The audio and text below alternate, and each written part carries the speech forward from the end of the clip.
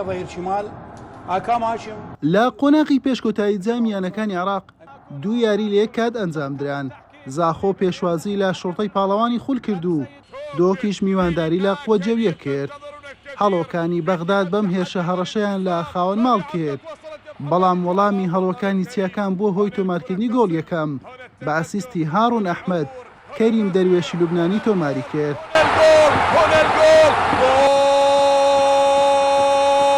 شین پۆشەکانی بەغداد و شارەکانیان دەست پێ کرد بۆ گەیشتن با گۆڵ یەکسانی.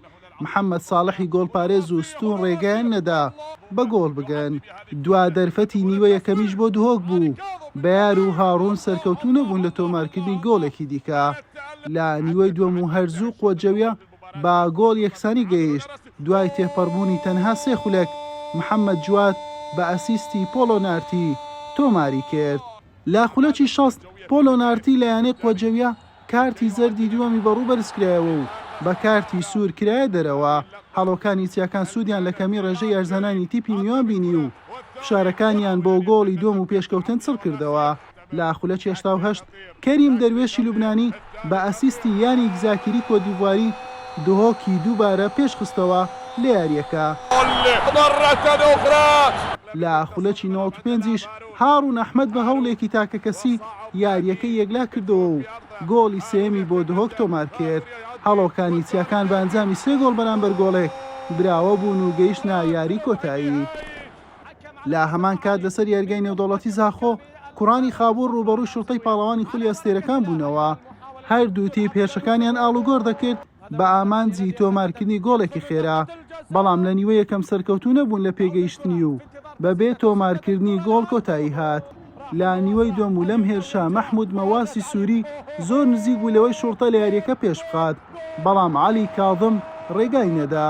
ئیچیتا دیپۆتی وەڵامی تیپی میوانی دایەوە، ستون ڕێگری لێکرد بە گۆڵ بگات. عەلی کاظمی گۆڵپارێز یانەی زاخۆ لەم هێرشەش سەرکەوتوو بوو لەوەی نەیهێشت تۆڕی گۆڵەکەی بەهەژێنرێت. کاتی ئاسایی یاریەکە با یەکسانیەکی نەرێنی کۆتایی هات. بۆ یەکلاکردنەوەی تیپی براوە پەنابرایە بەردوو گەیمی زیاد کرا و هەردوو تیپ توانای گۆڕانکاری لە ئەنجامەکەیان نەبوو. هەر بۆیە یاریەکە چووە لێدانەکان یەکلاکەرەوە لە خاڵی سزا. هەرزوو عەلی کاظم دوو لێدان یەکەمی شوڕتەی سەجاد جاسم و لۆکا سانتۆسی گێڕایەوە و ئەرکی تیپەکەی ئاسانتر کرد. دواتر ئەحمەد باسڵ توانی لێدانێکی یانەی زاخۆ ئیچیتا دیپۆتی بگەڕێنێتەوە. یارزانەکان یانەی زاخۆ لە چوار لێدانەکەی دیکە سەرکەوتوبوون لە گۆڵ تۆمارکردن و شوڕتەش لە سێ لێدان.